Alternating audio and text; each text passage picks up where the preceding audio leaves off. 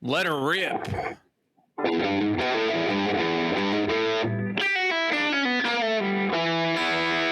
I fucked it up. I'm gonna play it again. Hell yeah, brother. And a retake. Retake.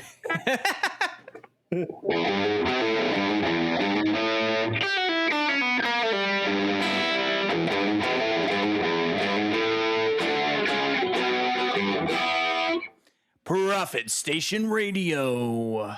Hello. That's producer Jim on the guitar.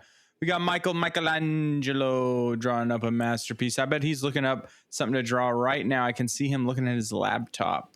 Caught, busted. No, it's a lie. It's all a lie. Made me think of my favorite Aldous Huxley quote. Uh-oh. The rose, and I'm paraphrasing, the rose leaves are easy to draw, not the flower. From Doors of Perception. Nice. What a great book. William Blake reference. Yeah. This is MCJC. I'll be on helming the first microphone as we move into the weird waters of our culture. To get a little sanity, we went back to 2006. Remember when we thought the world was crazy then, folks? We didn't know what was in store. Back in 2006, a fellow short king, Katt Williams, put out the Pimp Chronicles Part 1. And a nation, we all laughed together, didn't we? You remember that? All holding hands and laughing at the funny jokes. So we'll talk about that comedy classic, but then we also watched what he did in 2026 for Netflix, The Last Report. And I think that I might have had a complete nervous breakdown watching it. So I guess we'll have to get into all that and more today on Prophet Station Radio. You're talking to the Stones. All right, men, how we doing? Doing good. I got a new pen. Oh, she got there. Fountain. It's a calligraphy pen. Yeah. It's hard to What makes it calligraphy? I can't say it without showing her. So you see how it's flat? Mm-hmm. That's how it comes out. So you, and it's hard to do. It needs to be flatter. Well, how's that demonstration? Can't see it at all, and it's blocking your mic. Right? But pretty much a catastrophe from start to finish. I'll send y'all the signature I did last night, which I'm very proud of. It's beautiful. Oh, good. But you can also use it for drawing. It's just, nice. One of those things. How about you, producer Jim? How are you doing today? Oh, I'm fine. Can't complain, but let's still do what. Mm-hmm. It's a day like this in lovely redacted location where I like to tell people the beauty of the day is in the eye of the beholder. We got some clouds and drizzle after several days of sunshine, but I don't mind. Yeah, it's that time of year. That wasn't a very good complaint, was it? Yeah, that was a terrible complaint. It was, if anything, it was a gratitude. Yeah. What could I complain? You're failing at complaining. I'm trying to. Damn. Life is such a blessing. It's good to be Jim. Nature is crazy. Everything that any person ever does that's frustrating or annoying or whatever is just a product of experiences they've had and not of themselves. Preach. Yep. No. Yep. I came up with a good one just now. Okay. Lay it on me. Hey Jim, hanging out in that City Redacted place. Have you been to have you had any time to go by in that City Redacted place that you live, Seattle's famous Space Needle? Got him. Yeah, when I went there, I had the awesome opportunity. I didn't even realize the unexpected opportunity to initiate my family member who's a kid to juggalos. Oh, they hadn't seen ICP yet. Right. And the guy who operated the elevator to go up the Space Needle, it's the only time I went. I'd lived here for 12 years. City redacted. Right. But they wanted to go when they were here, so we went. And going up the elevator, the guy had a Hatchet Man tattoo on his forearm, but otherwise he was in uniform, But when we exited the elevator, I just said whoop whoop, and he said whoop whoop. Oh, hell yeah. My family member of the childhood variety asked, do you know him? Like, how are you guys friends? And then I got to Sorry, bro, it's a whole thing. Oh, man. This year, PSR should do a on-location trip to the gathering of the Juggalos. Oh, 100%. If you support us, audience, we will go. We will do a report live from the gathering. Yeah. Steve-O is now a Juggalo. Really? After years of making fun of them, he went to the gathering, I think in 2025, maybe 24, somewhere relatively recently, had a change of heart, found them to be extremely welcoming and open-minded, which they are. And in a recorded video call with Violent J, he kind of apologized for, saying things about the Juggalos in the past, said that he got it now, asked what it takes to be a Juggalo. I forget exactly what Violent J said, but it was really inclusive. And got his blessing to be a Juggalo, and then Steve-O revealed his Hatchet Man tattoo. Oh, what a powerful moment for the culture. I think for millennial men, the long-standing but sort of silent and unspoken rift between the Jackass and Juggalo communities has really held us back. And I'm glad to hear that there's movement on that front. I think Steve-O could be a really good go-between diplomat for those two groups. Yeah, a Dennis Rodman, if you will. Steve-O is truly the Dennis Rodman of millennial white boy culture. Right. White men. Yeah. Sorry. I'm so sorry. Yeah. I have to admit, though, I don't really know anything about Juggalos else than their appearance. Same. And they make music. That's kind of like, it's like rap. Yeah. And it's all very sick and twisted and part of the dark carnival, correct? Yeah, they're sick and twisted, but they're also like social libertarians to the max. Okay. But I think that they're also anti-fascist coded, and at a certain point they became Christian and then retconned their entire discography as a journey towards Christ. Oh yeah, I mean the ICP, but like Juggalos, ICP, yeah. I don't know if the Juggalo like community as a whole, as a whole. So there's like 100, yeah.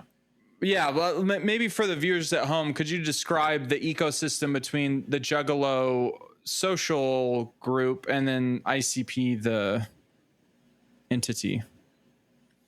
Well, ICP is a rap duo. They were originally a trio. They're from Detroit. They actually came up at the same times that Eminem and Kid Rock did in the Detroit They originally scene. Were a trio? Yeah, I want to say Insane Clown Posse. Actually, I can say with a lot of confidence that it was Joseph's brother because both Violent J and Shaggy 2 Dope are named Joseph. Whoa! Holy shit! Joseph, famously a member of the Sacred Family, wasn't he? Stepfather. Yeah, he was. Yeah. Yep. What is that? Shout out to the stepfathers out there. The Sacred Family. Joseph, Mary, and baby Jesus, star of the show. Really? Got it. That is fair. I would say also the Juggalos themselves are a sacred family of sorts. That's really good. Yeah, wherever there are two or more of you, there I am. I think Violent J said that too. Right. I was thinking the other day about well, I don't know, just some combination of Silent J and Bob, and then Violent I know. J. I tried to do the same thing. Yeah. What is the? It's silent. Not Silent J. It's Violent J. Oh, J and Silent Bob. That's right. Yeah. J and Silent Bob, and then Violent J and Shaggy Two Dope. Right. You know, Shaggy Shaggy Two Dope and Violent J are into professional wrestling. They competed in World Championship wrestling. Yeah, they are. They had Juggalo Championship Wrestling, JCW. Champion shit instead of championship. And then they were also in a couple of wrestling video games, and they were in WCW during the worst era of WCW. Yeah. A company that was sort of defined by worse era. It's like just bad eras of WCW. We all love it. We all love WCW, but I like Goldberg era. Right. yeah, you would. You're a real Goldberg guy. You're a Goldberg mark. Yeah. No, I really was a La Parka stan. Oh yeah, you like the NWO versus WCW days. I sure do. Yeah, and if you make it like twisted and gothic and creepy, I mean, I think, like La Parka, ICP, Yeah, La Parka has ICP vibes because he's got the black and white skeleton thing. Skeleton. Yeah. LA Parka, I think, because LA is always capitalized, right? When you say La Parka. Really, is it? Is that true? I don't even know. La Paca. La Parka. Have you watched any of Damn, Pentagon Junior? The band? No, Pentagon Junior. That's dinosaur. Oh, I was thinking of So Pentagram. Pentagram. Pentagon Junior is he's a luchador now who's really popular. He just jumped ship to WWE recently. Well, in the last year or so. Mm-hmm. He's really good. Cero miedo. Zero fear, he says, and the crowd goes wild. They love when he says that. Yeah, that's sick. Because you know he's about to do something very dangerous if you're interested in spine health. Mm-hmm. If you believe in CTEs, then what he's about to do is very reckless. Who was the guy who used to do a lot of flips back in like the late 90s? Long hair, kind of smaller guy, but super shredded. Juventud Guerrero. Yeah. I'm thinking of, was there a Scott? No. Oh, I bet you're thinking of, what's his name? Billy Kidman. Kidman, yeah. Billy Kidman, yeah. He dated Tori Wilson. Billy Kidman had no muscles. He was so lame looking, long, greasy black hair, and he came out in jean shorts and a white. We used to call them wife beaters, but I'm not going to call them that, folks. Plenty of I have decent limits. men wear them. Yeah. Yes. A tank top, a white tank top. Mistakes happen. And he dated Tori Wilson. The amount of times I committed sin to Tori Wilson. Oh my goodness. She did a Playboy spread. And I committed indecent acts against my own flesh. Looking at those, just taking a gander, good long look. Didn't ask, you don't have to tell. All right, I won't say anything about how long I looked and just how amazed I was to see it all. Yeah. Oh, sure. And I looked. Like I've got some research to do. Yeah. It's just piling up at this point. Tori. Oh, okay. Tori Wilson. Dang. All right, let's look at Billy Kidman. Folks, look up Billy Kidman at home. Yeah.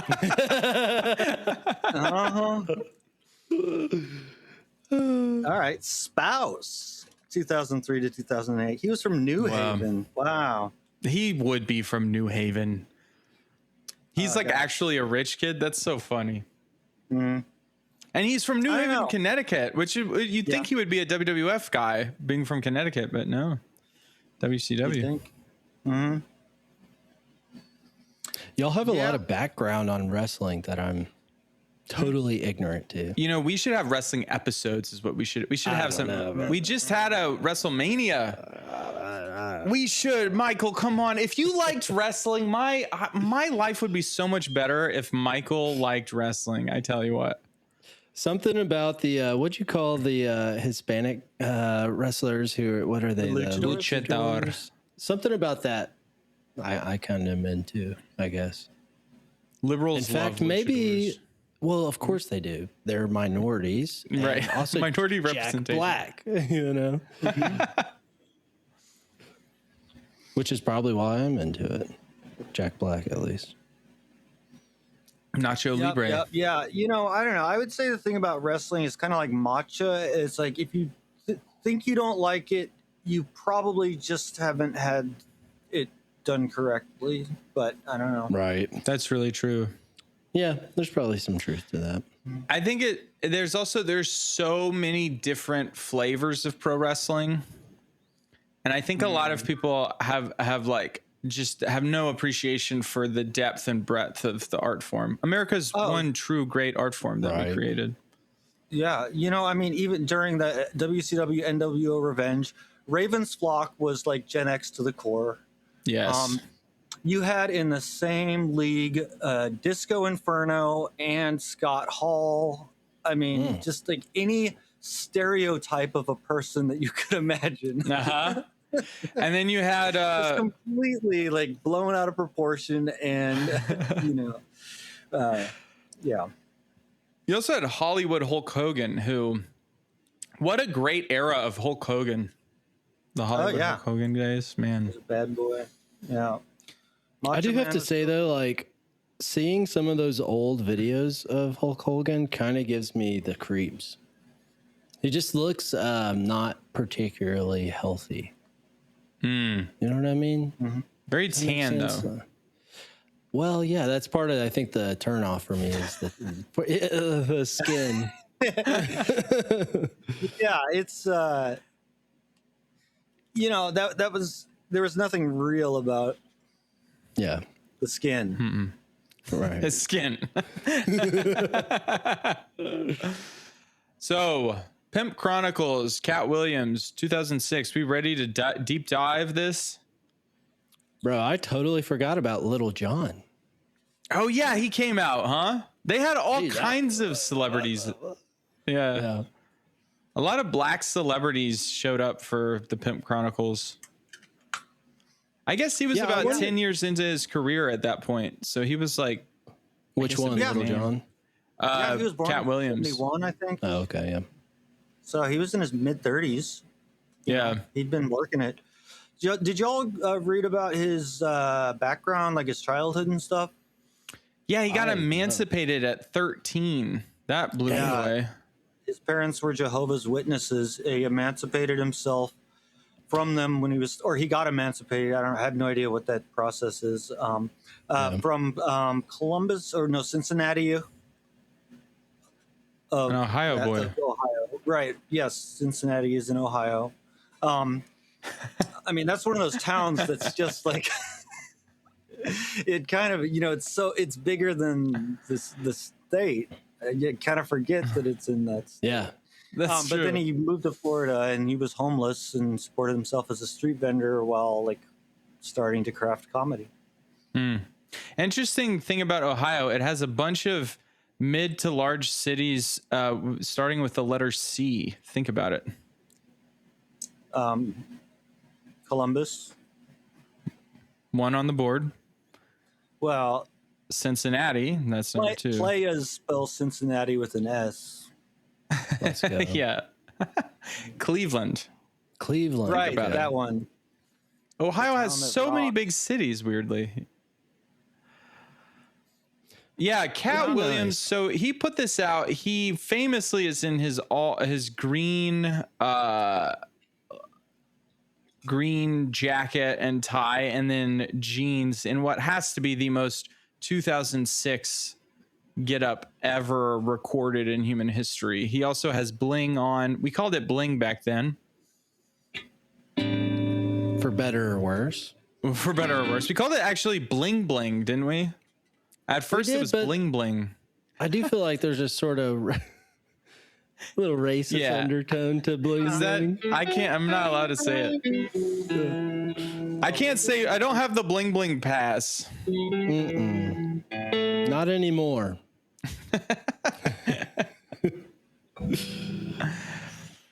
Man, it was so funny, huh? Oh, yeah. You know, and just on all cylinders at all times. I'm not the first person to say that, because in fact, I'm directly quoting Stavros Halkias. But for 40 minutes nonstop, just killing it. Mm-hmm. I mean, most specials, like they have hits, they have build-ups, they have bits and stuff, but it's not like 100% maximum energy, maximum quality throughout. That's not something that mortals do. Right. Something Did y'all have a preference for the older or the newer? Yeah, I guess you could say I had a preference. Yeah, I did too. Before we get to the newer though, I really want to dig into the Pimp Chronicles, because it begins in the 2000s. I'm gonna be just saying the oddies, but my fiance complains that no one knows what the oddies means. Well, I thought that until you started saying it, and then I started seeing it all over the place. So I think it's out there, dude. Especially if we keep reinforcing it. It gets the PSR bump, and then it's over. Exactly. Yeah. Mm-hmm. In the oddies, the Beatitudes. That's really good. Thank you. In the oddies, it was still novel that Snoop Dogg did little guest appearances, and he does at the beginning of this. He gives Katt Williams words of encouragement and sort of a small monologue at the beginning in the back of a car while they're, of course, smoking marijuana. Don't do drugs, folk. This is our duty and our privilege to do our weekly PSR PSA to not do drugs. Yeah, he was Snoop Lion in 2012. When was he Snoop Doggy Dog? I don't think he was Snoop Doggy Dog anymore. No, I don't think he was. I was just curious what year he switched. It was the Snoop Dogg era, truly. Yeah, okay. Not to interrupt you. But it reminded me that there was a time when we thought that was cool and interesting, that, oh, it's Snoop Dogg. And now anytime Snoop Dogg shows up, it's like, we get it, man. You had one song in the 90s, and now you have just been doing like guest appearance. Michael. Yes, one song. Name two songs that Snoop Dogg did that are good. We got Murder Was the Case. Okay. Which I see what you're. Well, that whole album's pretty legit. What is that, Doggy Dog? Don't tell me that you listened to the whole style? album. Bro, what? I used to run all the time at Barbados to that. Yeah, I guess so. Look at him. Shame.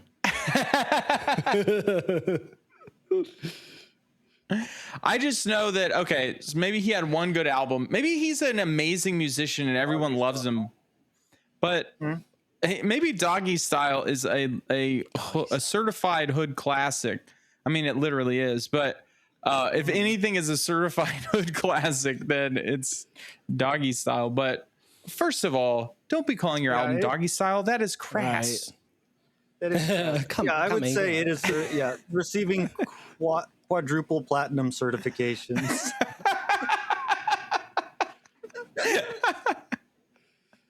I love just shitting on someone who's like just so incredibly successful. And successful in every single metric. Dang, he and Snoop Dogg, or he and Katt Williams rather, Dogg and Katt were both born in 71, just a month and 20 days apart. Wow. Pull up their astrology dog. charts. Let's dig into this. How deep does this go? Well, I think we got an What's their October Scorpio. synastry looking like? Huh? Yeah. Snoop Dogg's an October Scorpio, I think. Oh, okay. Late the in 20th? October. Oh, That no, wait a second. No, wouldn't that's be, I not don't George Floyd, Charlie Kirk, and Shaggy Two Dope's birthday. That's October 10th. They all have the same Shaggy birthday. Two Dope comes back around again. I bet Snoop Dogg has been at the Juggalo gathering. Surely. Maybe October 14th. Yeah. That was Charlie Kirk, Shaggy Two Dope, and George Floyd's birthday. Yes. We've got to make that a national holiday. That would truly bring the country together. Yeah. I don't think anything else could bring the country together as much as making that day a holiday. I don't know. Did you see the Creed halftime show at the Thanksgiving game in 2001? I concede. I know when I've been bested, and I wash my hands of this. I simply bow and walk back. Everything I just said. Snoop Dogg is a genius, and Creed's halftime show is more important than October 14th. Well, it was in 2001. I think times have changed. Yeah, Okay. they keep changing They are. because we used to have things like the Pimp Chronicles Part 1. I don't think there's a Part 2. I think that is. There's not. I looked it up. A little false advertising. I mean, it could be, you know. I mean, it's kind of like maybe Part 2 was on the streets. There we Yeah, go. it's Part 2 is what you live after watching it. I don't like glorification of pimps. I think that is not cool. Yeah. Am I Yeah. a fuddy-dud? What's going on there? Well, probably yes, Yeah. but also yes. No, the only case I can think of where I liked it, I want to say Snoop Dogg was the guest voice actor in the episode of King of the Hill when Whoa. Hank was pimping. But when Hank was driving the car with the window rolled down and the cowboy hat on and looked like a pimp, that was about it as far as It was a pretty I don't know. sick But yeah, style. pimp. Yeah, I think the fashion is great and all of that. But yeah, folks, if you're listening, don't Do not become a pimp. don't Do not participate. It reminds me to go back to you were mentioning how Kid Rock is also from Detroit, same era as Eminem and Insane Clown Posse. Wild. Like, what was in the water? I'd say that. What? Kind of know. Damn. Kid Rock famously talking about pimping in Cowboy, he says start an escort service for all the right reasons. That's one of my favorite lyrics. For all the right reasons. I like I love the idea of Kid Rock looking at someone who's set up an escort service and being like, you're not in it for the right reasons. Yeah, come on, Those man. are not the right reasons to be in the game. Yeah. What are the right reasons here? Yeah, Kid Rock. Yeah, I can think of a few, but they're right in all the wrong ways. you know? Exactly. That's what makes you a Yeah. cowboy, baby. Let's go. Pull up the IRS Top left back in the sunshine shining. Cowboy, man. Yeah. Damn, you need to play that. Oh yeah. Oh sure. Yeah. Yeah. Yeah. Next time. The term charitable is used.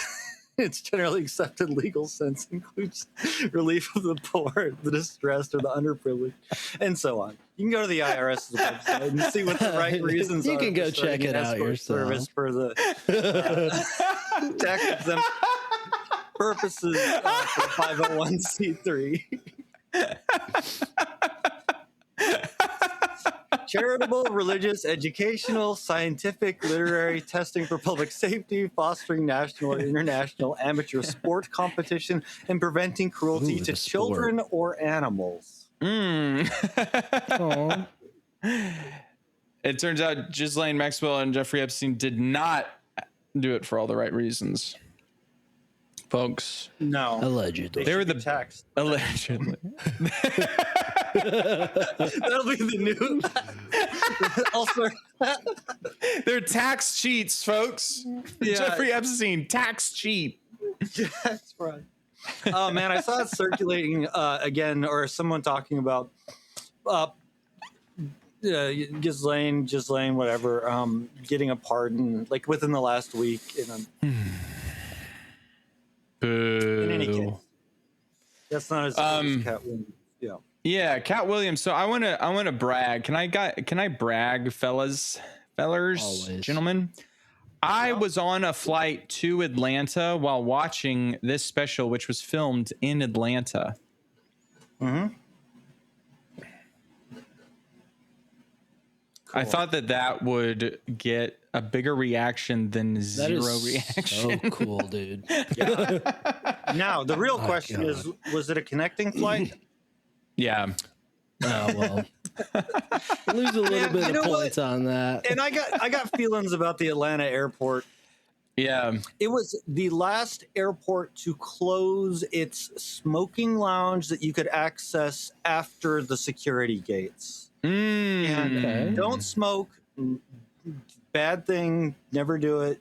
But I do think that smoking lounges that you can get to past security are cool and should exist. They have them at during the Fiumcino. Yeah. They have them in Italy. Oh, sure. Yeah. Oh, you've been to Italy. Oh, sorry. Not to brag. But yeah. How cool. Katt Williams here also, he starts off, I think he does this in both of the specials we watched, but he like starts off with a lot of gratitude. Yeah. Yeah. He does like long bits about being grateful, and he's really And like high consciousness in a way. Oh, Yeah, for sure. and he's got that constant refrain in both specials of life is short. Mm-hmm. Yeah, and believing in yourself, which is always, you know, a little bit of something to that. And I think in a lot of the interviews I see with him, I get a vibe I get from him is that he is high consciousness, and he's trying to put out a positive message, which here at PSR, I think is something that we all get behind. He's just out there trying to spread the good word, you know? Oh, yeah. Yeah, for sure. Plus, he is Christian, right? Yes. Yeah. Yeah. So, the good He word. is. And another little biographical thing that adopted 7 kids. Wow. And I was curious because in the new special, he did refer to his wife, Frances, several times. Looked it up. There's no verification whatsoever that he has ever been married. He adopted as a single man. He's presumed to be single, but he adopted as a single man 7 kids, apparently, according to the internet, including his Wikipedia, which, I mean, if Wikipedia isn't the gold standard today, I guess Truth Social is. This is his famous, he does that famous weed bit where like weed isn't a drug, it's a plant. And if you should so happen as to light it on fire. Yeah. Yeah. He did find some the success line with that one. The line I remember from 20 years ago is if you are unemployed, if you don't have a job and you aren't smoking weed, I don't know what the fuck is wrong. What are you doing with your life? Yeah.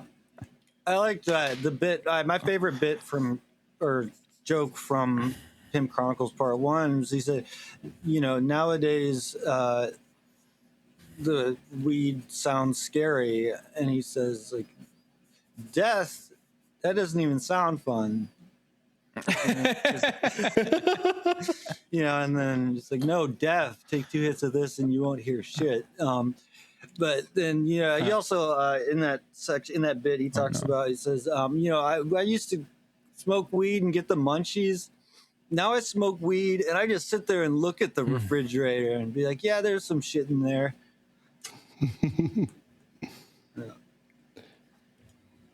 It is true. Weed can be too strong. And it has. Jonathan is frozen. Strong. That he did just freeze. Look at him. Take a good look. Look at that, folks. Handsome That's man. what you got to look forward to. Mm-hmm. Yeah, it is. It can be too strong, man. You know, it's kind of like hot peppers. Sure. At some point, you know, you don't need a 3 million Scoville pepper, man. Yeah, you know, and I'm just thinking about 2006. Like for me, it really, like when things got legal up here, I got uninterested, and stuff just got so crazy strong. For sure. Like, when I was growing, you know, because it was legal in Virginia, there was like this big discussion on the Facebook groups of the old timers and the new guys. New guys are all like, literally make it as strong as possible, you know? Right. Old timers have more respect for like the flavor, the overall high you're getting. Yeah, and the experience. Right. I don't know, man. You know, I'd say all things in moderation, but this is one of those exceptions. Don't do it, folks. Just stay away. But yeah, Katt Williams, you know, there were a couple of really strong through lines. Hey, he's back. Yes. Hey. Yeah, we talked about the strength of weed and how it's all too strong, and then everything in moderation except for doing any drugs, including weed. That kind of stuff. But I was gonna say, Katt, he had a couple of stances that were very consistent between 2006 and 2026. Pro weed, pro, and pardon my French using his language or his word. So pro weed, pro pussy. Definitely those two things. Pro and homophobic. Having a good time. Somewhat homophobic. Yeah. He mentioned the Diddy freak-offs, not by name of P. Diddy, but he mentioned being in Hollywood and being like, you didn't know that certain people were gay. And then you look you look at rooms.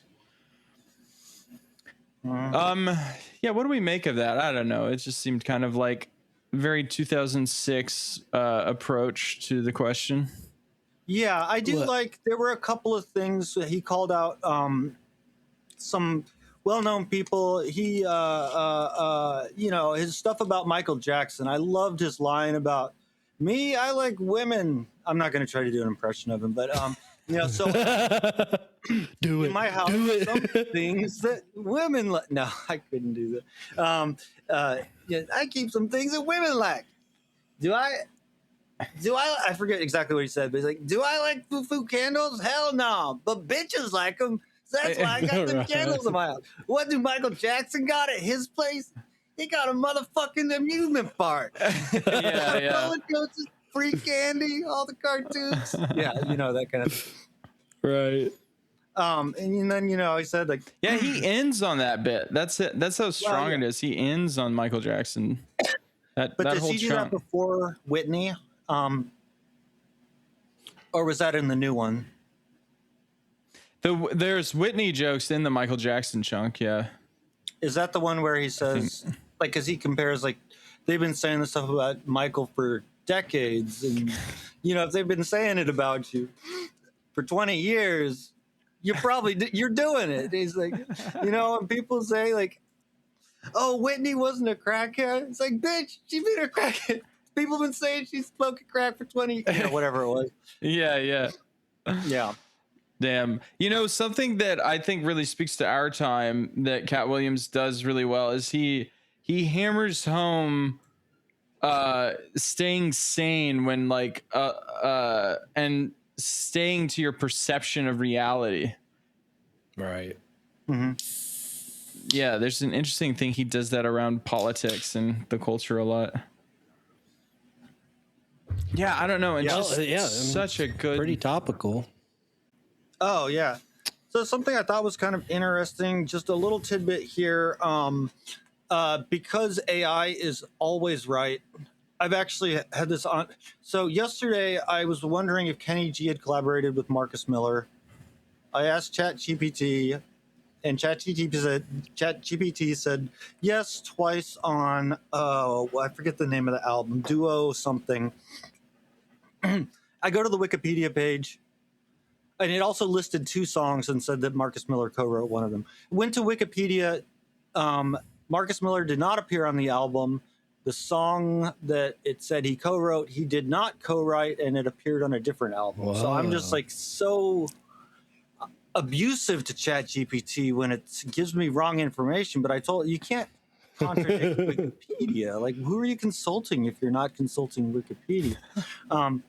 But anyway, I asked ChatGPT, Katt Williams, to what extent is his live performance a carefully crafted, like is the product of craftsmanship, and to what extent is it raw, intuitive, improvisational talent? And they provided good arguments, and that it is largely craft. And I was kept that in mind when I watched the specials. There was one moment in the new one when his shoe was untied and he bent down to tie it, and he made the joke that like they make shoes for people, like his shoelaces are the wrong size, they were made for someone who's 7 foot tall or something like that. And then he does the only moment that I saw him break character in either special and says like something about like, oh, let's get back to, I forget exactly what he said, but it was like a resetting and getting back into the routine. And I thought that was really fascinating because he does have such a fresh, exciting performance with such great control. But I think he is largely like, you know, a rehearsed craftsman. He's just really good at performing. Oh, for sure. Yeah. Dude's very talented in that regard. I get that sense in a lot of his act outs too, that they're really well honed, but they feel explosive. Sure. Yeah, like when he dances, those are choreographed moves. When he suggested that you get really, really high and go to the club and make up your own dance, and then he dances.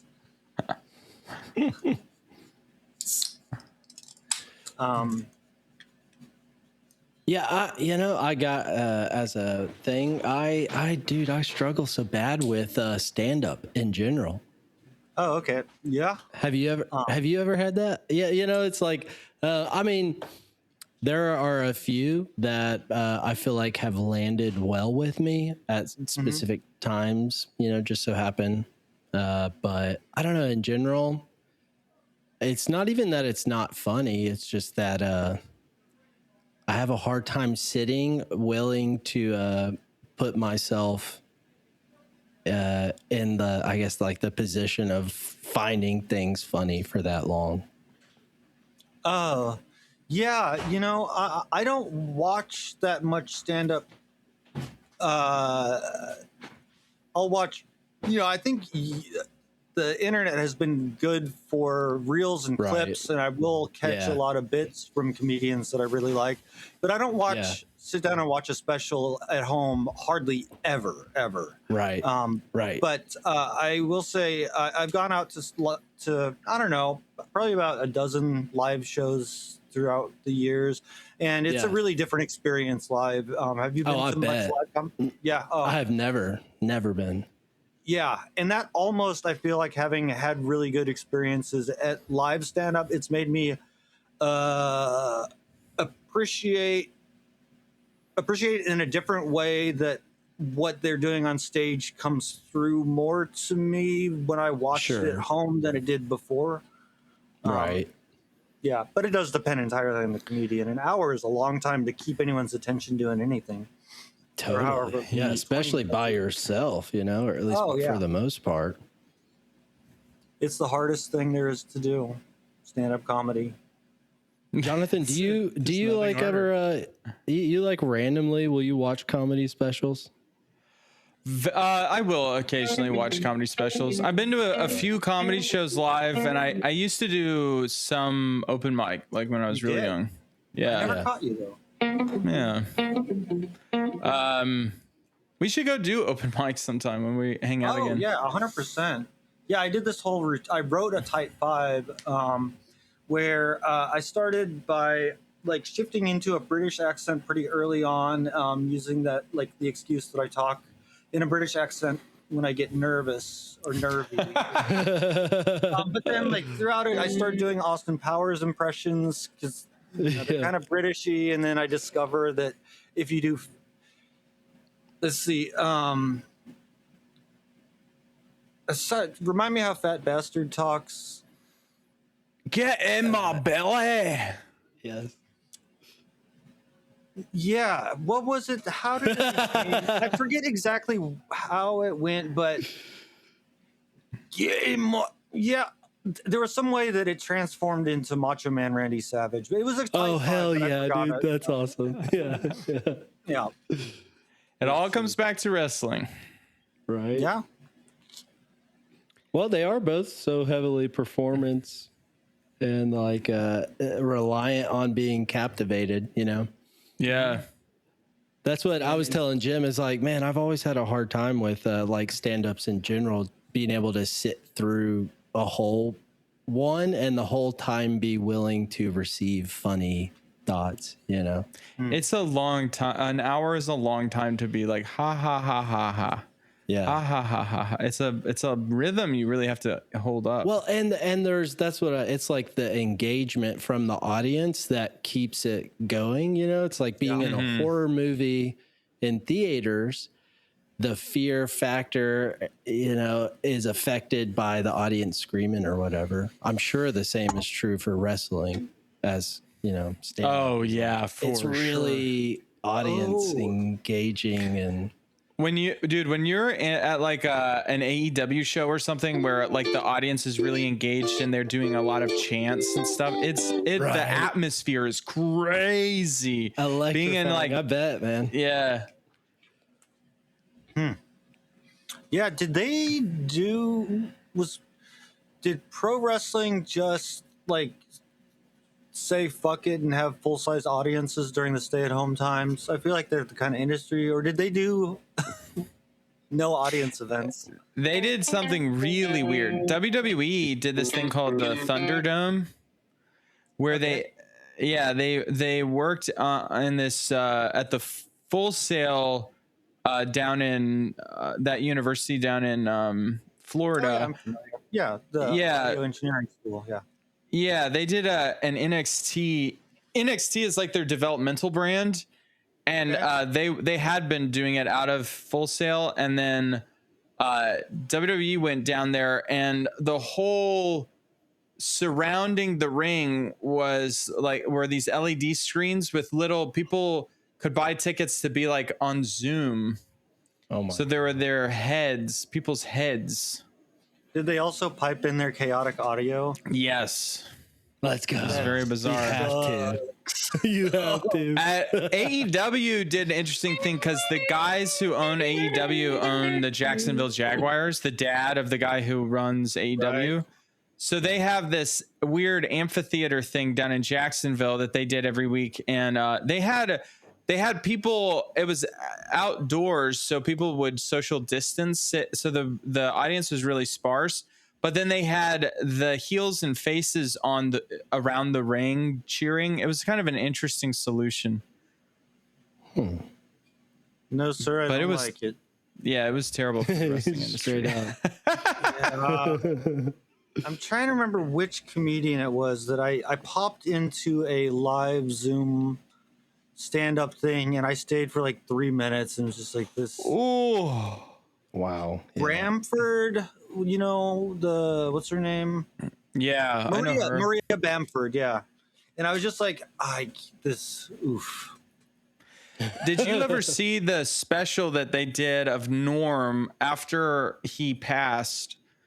They did this special. He recorded on his computer, like webcam, his last hour that he had, but none of the work had ever been done in front of audiences. It was really rough.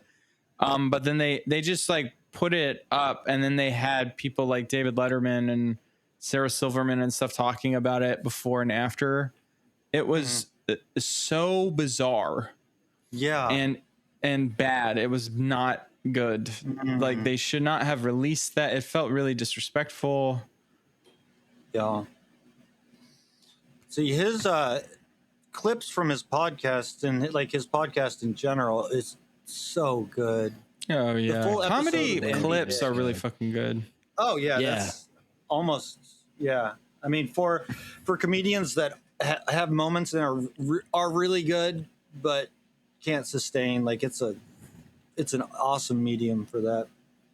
Of course, with the show like PSR, you're howling with laughter the whole time, but we mix in thinking and intelligence and Sure. the mind. And we've cut out all of the unfunny content, so you're just getting the Right. We record a solid 5 hours and we snip it down for you. What you're seeing is the cream of the crop.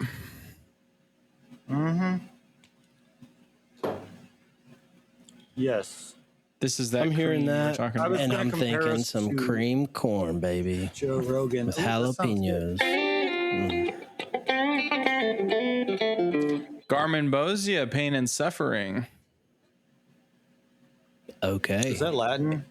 In Twin Peaks, cream corn is pain and suffering. The demons eat, and it's creamed corn. Oh, right. Oh. See, I was making an Event Horizon reference with you guys. That's not a Nice. That was very funny. That's not a language. That's Latin. yeah. So we decided to, because we were doing Pimp Chronicles, we then discovered that Katt Williams had something new out this year. The Last Report 2026 he did for Netflix. And we said, hey, you know what would be really good is to watch it. We did. I think I got And- like 30 minutes of it. No, 40. It was maybe. the strangest piece of media I think I've ever seen in my life. Really? I want to hear your elaboration. Yeah.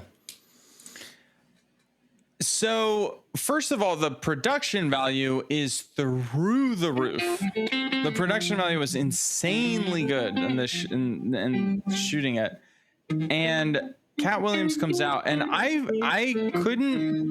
didn't think a single thing he said was funny or even quite a joke in the new special. And then also there were tons of DJ.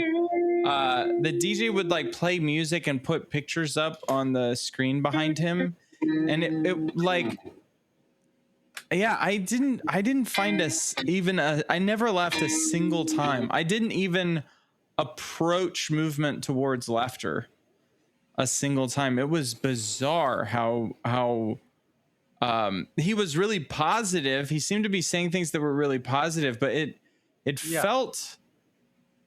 felt like he was being threatened with physical violence towards his family if he didn't put out an hour special or something. It was really weird. I felt like there was some dark story behind the creation of this piece of media. Yeah, you know, and he did allude to it directly. He's got this like exposing Hollywood arc that's been going like basically his entire career, like even before Pimp Chronicles.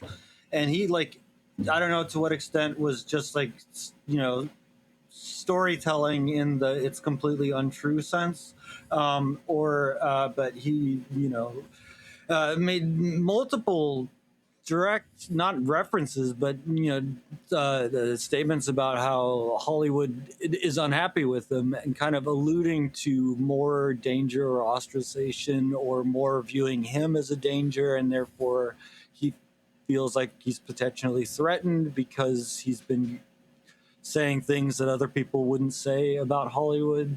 So that might play. I don't know. I don't want to get all conspiratorial, but. Well, It's I all didn't true. have the reaction that Jonathan did. You thought it was funny.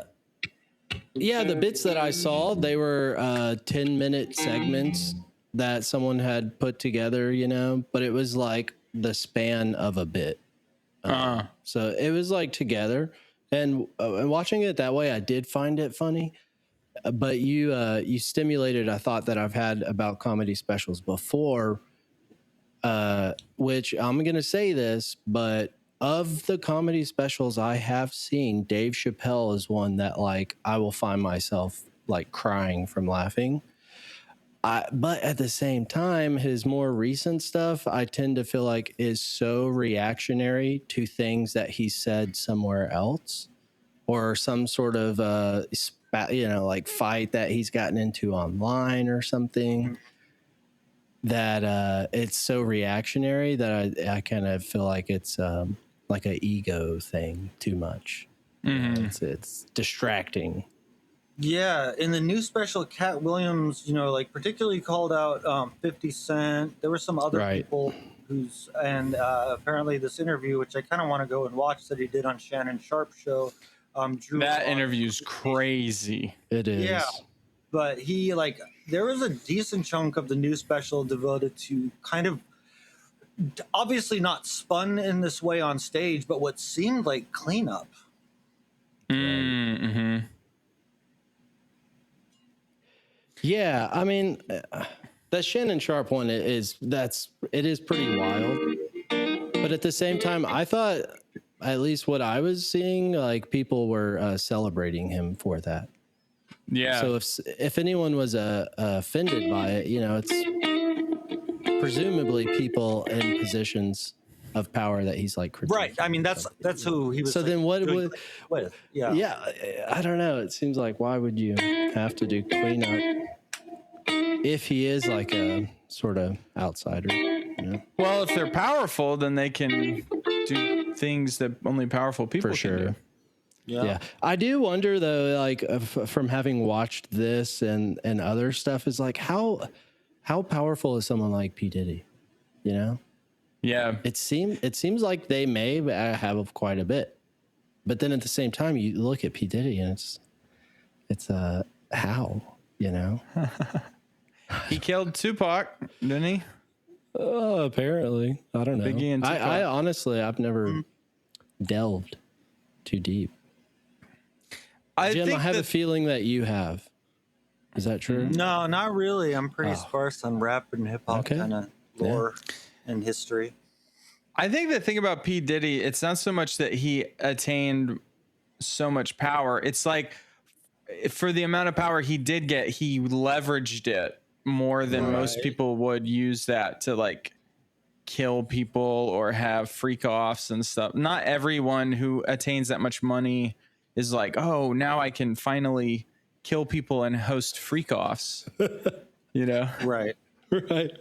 It takes a certain kind of guy. Also, he might be like, there's also like the CIA question. Ooh, we need the X-Files that you can press, Producer Jim, whenever we talk about conspiracies. Right.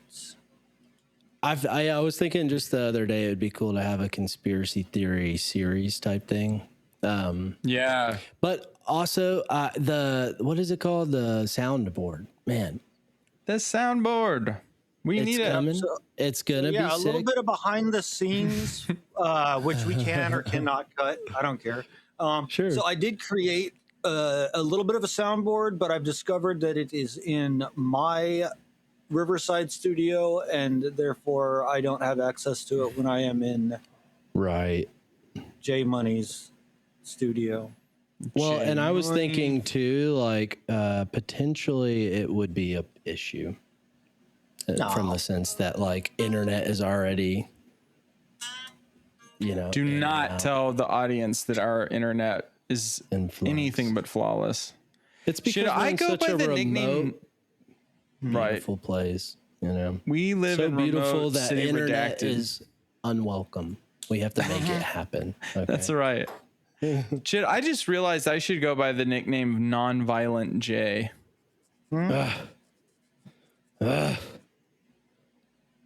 Let's go. All right, that was those I had to explain the. Yeah. No, maybe you should go by Silent J. If you're gonna... Now that's hurtful, Jim. And that's that a hurts. direct. Yeah, that is shot through the heart, and you're to blame. Yeah. that hurts because of your core commitment to copyright preservation and creative rights. That's right. Just in general. That's right. That's right. Yeah. Jim, name one joke you thought was funny in the last report, Katt Williams 2026 special. Oh yeah, so I did make a note that he came full circle on Shaq and Shaq's dick, because in the Pimp Chronicles, he was talking about, he had a bit where he mentioned several well-known people that he had met since he kind of got big and went to Hollywood, and I think he did a really good job of bringing up those stories and the people that he met without coming off as pretentious or arrogant or bragging. I thought that was really well done. But he's talking about meeting Shaq, and he's like, "This guy's too tall." You see him on TV. He's like, "Yeah, he's tall." He's like, "He's too tall to hang out with." And then he's like, "I go up to Shaq, and then his dick flops down on my forehead." I'm like, hey, I forget exactly what it was. But at the end, he said that of the end of the new special, The Last Report, and he titled it that because of fear that Hollywood or the Illuminati would shut him down, and this was his last report after infiltrating the Illuminati to get things to tell to the people. He said that 2 women had told him that his dick was bigger than Shaq's. And he sort of went how that was it changed his life, because he set it up. I thought the setup. So this part I thought was funny. He set it up. He said, after doing some general positive talk and men, we can do it. We can get it together. Let's hear it for the men in the audience. Right. Sometimes you hear something that changes the rest of your life. And I want to share this with you because it changed my. And he's set it up to be something sentimental, Sure. something profound, maybe just some wisdom or some grit or whatever. And the punchline is, 2 different women have told me that my dick is bigger than Shaq's dick. So that was a funny joke, that's set up, and then the Once again, proving that mystery. short kings have hogs at sometimes. Not that Yeah, having a but hog even is then- important. No. Yeah, although I will say the last word, I believe, of that second special was micro penis. The last bit was micro penis shaming. Said all evil men in history had one thing in common. You know what that was? A micro penis. And he talks about micro penises and says the word an uncomfortably number of. He keeps saying micro penises Damn. over and over. But no, the joke I was Did thinking you of know was if you actually say funny. the word micro penis too much or hear it, then you get it? No. That would be a prophecy. And we're cutting. Y'all have a good night. See you. Yeah, if what Katt Williams said is true, that the one thing that all evil men in history, Hitler, all the rest, etc., had in common was a micro penis, it might have been the other way around. They might have been evil people and therefore used the word micro penis a lot in bullying, etc. And Yeah, right. And then it caused their penis to shrink. right. It's like a chicken or And the they egg lost kind of all faith. situation. Right. Yeah. Roosters but have really small penises. Not that that's Sure. important. Even though I they're wanna called know, cocks. how do you know that? I used to have a rooster, and it was your rooster, Oh, that's Michael. the. I've had a lot of roosters, and I never. Yeah, and what did you never see? I mean, I never, peeled back the feathers layer by layer. See a rooster. I didn't know there were layers, but Michael knows there are layers, so you answer Like that. an ogre. We got him. One of the greatest names of all I- time, Jim made up, Rumple Foreskin. Sorry, Jim, continue. Thank you very much. Yeah, that's my death metal performer name. Hell yeah, dude. And Jonathan and I were in a studio death metal project with my brother called Molten Smegma. Yes. Yeah, but the joke that actually, when you asked what was the joke that was funny, I didn't even think about the setup for saying that was the the words that changed his life. But then he's like talking about how cool it feels to have had women tell you that your dick is bigger than Shaq's, blah, blah, blah. And then he just like, as a really casual, quick throwaway in the middle of a significantly long bit, you know, he's like, it's just think Shaq, you know, blah, blah, blah, you know, 2 women, you know, I don't know if it's true or not, but then he, you know, he just throws in like, in really quick pace, the line, like, I don't know if it's true or not, you know, and then just like, right. I thought it was like a pretty subtle, you know, joke at people grabbing onto things and taking them, you know, too seriously, but I don't know. He did use Kendrick Lamar music to come in and exit. So my sense is that he's probably doing art on a level that I'm just not getting. Who? Katt Williams? Katt Williams, yeah, because it's like I see that a lot with Kendrick Lamar, especially his newer stuff, is people will complain about it in just a way that like they clearly just do not, that it's just whooshed over their heads. I'm not saying that in a pretentious way, just like they're wanting a certain kind of rap song. Right. And they're getting like an art piece that is like has like, you know, 9 dimensions to it or whatever. Yeah, you know, I think there were a couple of different layers with the whole Shaq's dick thing. So I looked it up. And you looked up Shaq's dick. What did you find? Well, no. You did your own research. I didn't look up Shaq's dick. I looked up what's the deal with Does Shaq spell dick with a Q? Sorry, continue. Let's go. I'm sure. But apparently, like, it's actually a big obsession. It's your new big obsession. Not mine. According to the internet, it's like the internet's obsession. The internet is obsessed with that. I'm just doing the research to find out as much as I can about it. Concerned citizen trying to keep up. Yeah, but you know, I do think there was a level where he was aware that it was like something that a lot of people are obsessed about, and it's sort of a meme in that regard, and it's also still a question mark. So I do think he was kind of playing into awareness of that, and then, you know, doing that. But I will say there's still a lot of questions lingering about Shaq's penis. Yeah, on the Andy Cohen show, where they do something called Plead the Fifth, you get a series of questions, and you're only allowed to plead the fifth to one of them, and then you have to answer the rest. And on that show, Shaq said that he would not be pleading the fifth to anything, and first answered 3 questions, or said nice things about Kobe. What was the second? Second question: most overrated player in the NBA at that time. He said Dirk Nowitzki.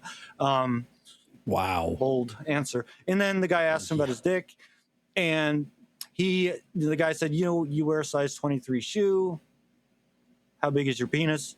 And then Shaq took off the shoe and held it, you know, in boner position, and that was his answer. It was. So, but anyway, his dick is as big as a shoe. That's what Shaq seemed to imply. Even a not very big shoe is a huge dick. Oh, well, I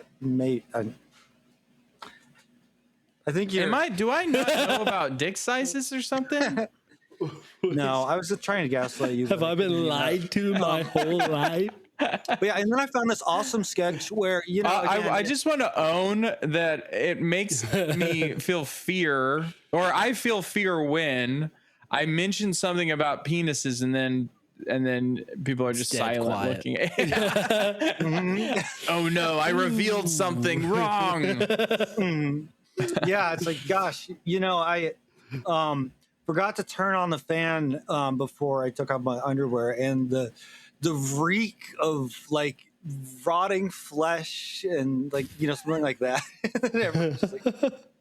like, you know how penises just smell like boiling sewage and no one says anything. Yo. Okay. So Shaquille O'Neal's penis is as big as a shoe. Well, that's the only on public record thing that I could find from Shaq himself. I did find a really funny anecdote that Adam Sandler told about trying to see it. And he was in the like locker room, and he was like sneaking back toward the shower where Shaq was because he wanted to take a peek. And then that Shaq's huge muscular bodyguard like asked him like, "What are you doing here?" And he said like, "Oh, Adam Sandler said, I forget what's that voice he always does." I'm not trying to cheat on your Shaqy penis.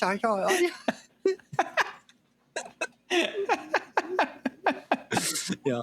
So my new comedy, like the thing that I'm exploring is Seinfeld, but it's Jerry Garcia instead of Jerry Seinfeld.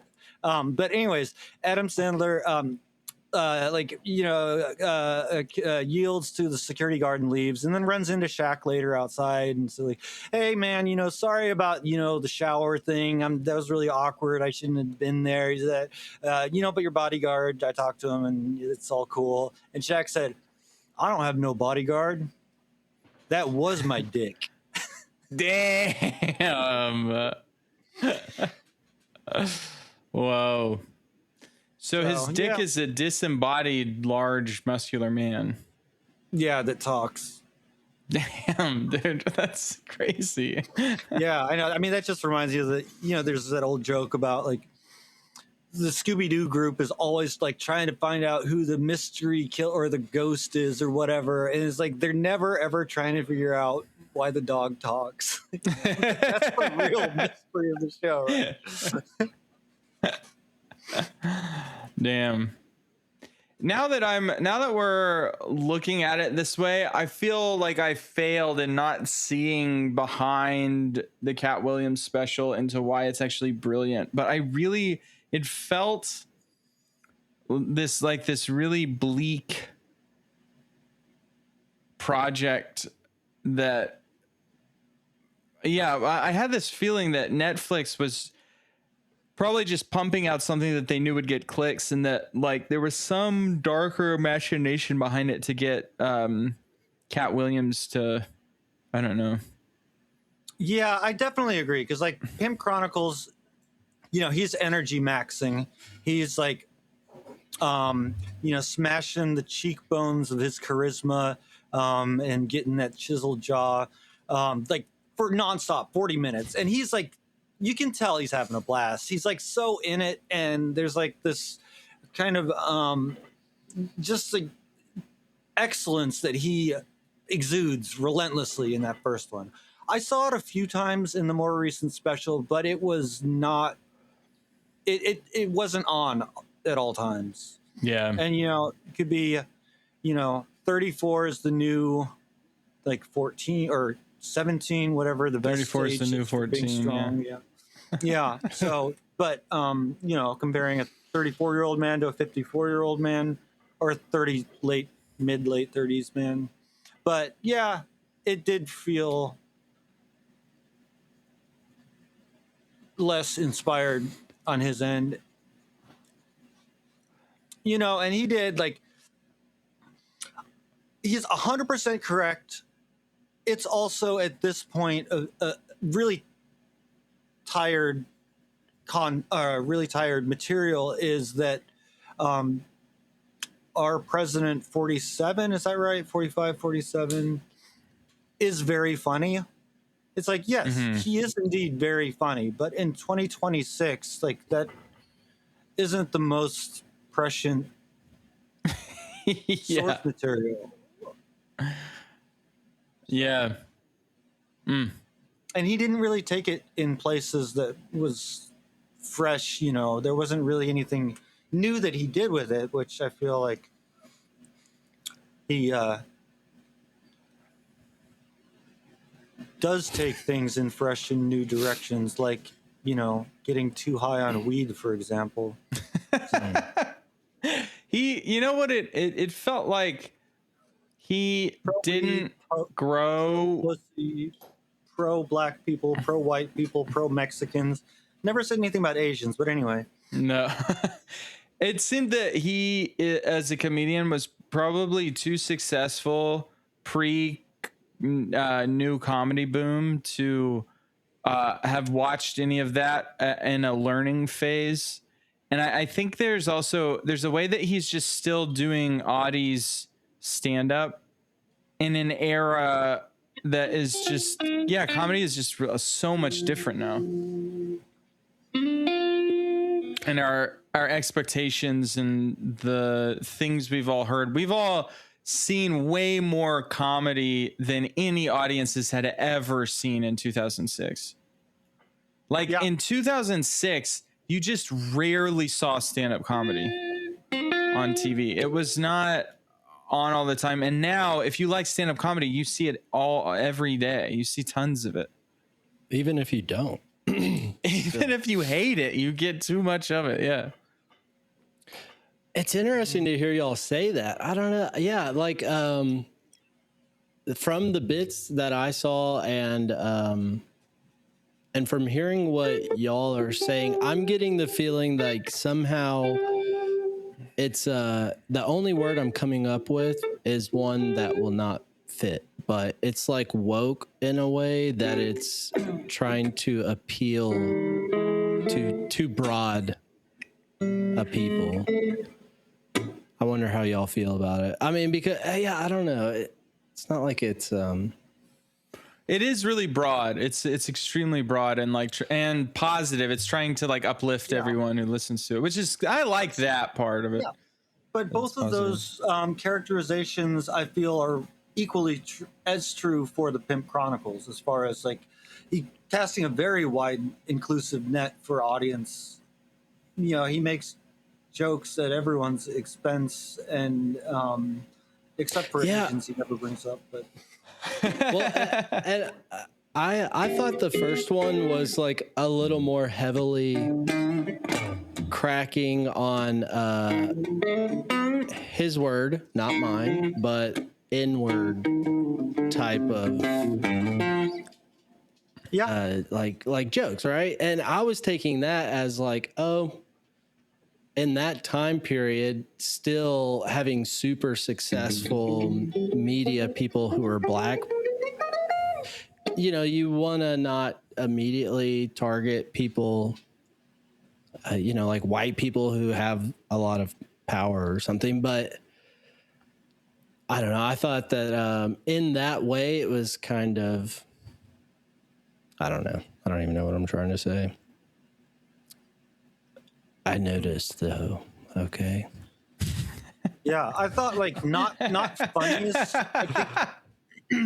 In Pimp Chronicles, I thought some of his other bits were funnier, but I think the best construction that he had was going through different races of people and the benefits to making friends with. The specific benefits of befriending someone of another specific race, and then also the things that you don't do with them. I thought that was just he was able to bring in typecasts without being hurtful in any way. It was really sweet. I think what he was saying was really sweet. Yeah. Oh yeah, and I think the funniest act out was for sure when he was doing the Mexican people rolling up to the club with 37 of them inside of what kind of car did he say? A Prius. Right. Or a Focus, Ford Focus. Weird that you targeted but then he just gets up Prius. and he spins around on the stool over and over and over and just looks like one guy after another jumping out of the car. I thought that act out was great. I think maybe that's partly to what I'm trying to say and not knowing how to express it, but it was the first one seemed a little bit more raw. I'll say that because having Little John even up there and even the whole venue seemed a little bit rowdier in a way, The new one seemed much more put together and clean. For sure. I felt that too. I felt the audience sound was also canned a lot in the new one. I'm sure. Yeah. Yeah. I think that was probably more from the way that they produced it. Yeah. I think that I think that's just HBO production in 2006 versus Netflix production 2026. I think that's a big component, but also to keep in mind, like I'm sure a lot of young people have found him and appreciate him, but his audience is also aged with him. Yeah, that's true. That's really a true. Good point. Yeah. Yeah, I think that speaks a lot to we're all in our 30s. So a 30-something comedian, even if it was back in the aughties, he's probably delivering a product that's more in our wheelhouse than, you know, if a guy in his 50s. It's just more relevant, the Pimp Chronicles. Yeah, and as pimps, sorry, I wish I hadn't said that. Go on. Yeah. Jim. I was just gonna say, you know, like I didn't really appreciate the humor of Seinfeld until I was about the age of the characters, which is to say 22.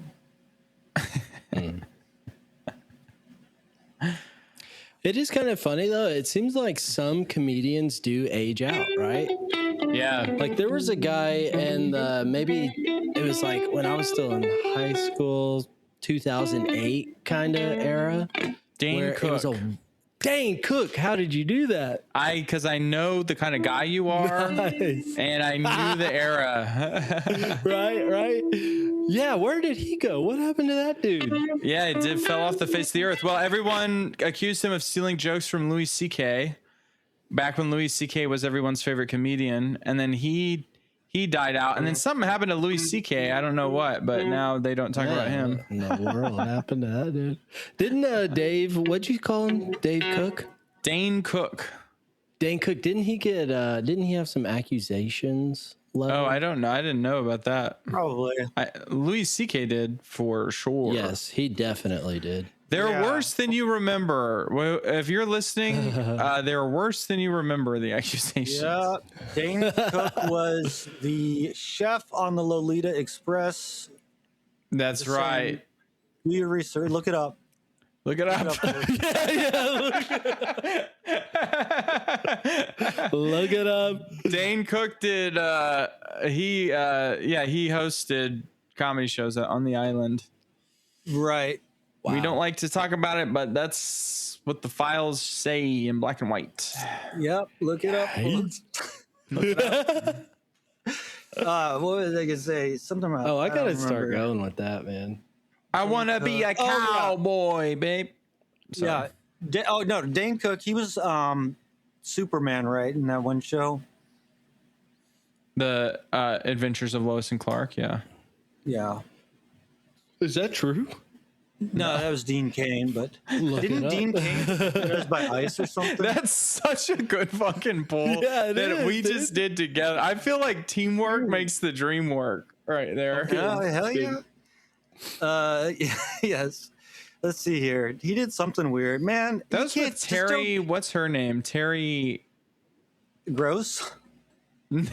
Shouts out Terry Gross, dude. Still knocking it out of the park over at NPR.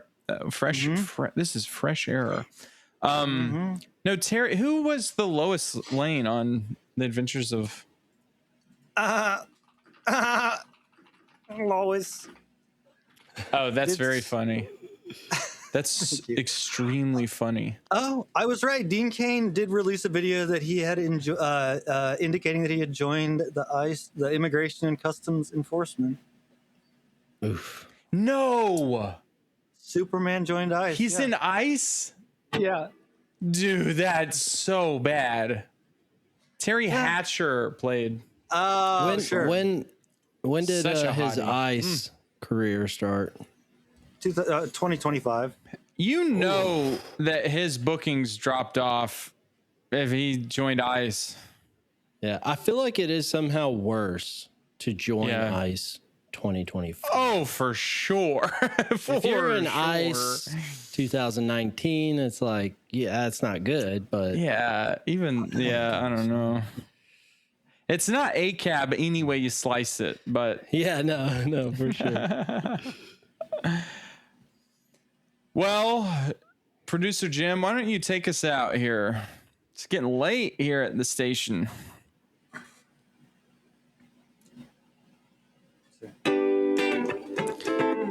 Michelangelo, why don't you show him what you drew for us Something all? different.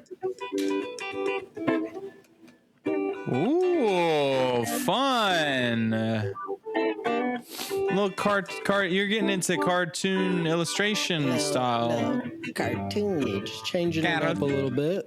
Cartoon. Katt Williams speaking truth to power and involved in some dark, mysterious, thrilling adventure behind the scenes that leads to artistic emanations that perhaps MCJC cannot quite see through yet, but I endeavor to look more and to understand the brilliant mind of Katt Williams and go back and appreciate the work that I do understand and love now. In these times, we all want to be a cowboy, baby, with the top let back and the sunshine shining. We all want to be pimps. No one wants to be a hoe. Maybe that's the problem with society.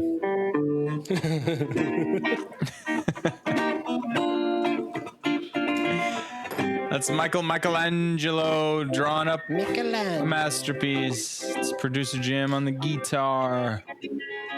This is me, MCJC Jonathan, signing off. You've been talking to the Stones. Prophet Station Radio. The Prophet speaks in all of us. Get her done. Oh, yeah, brother.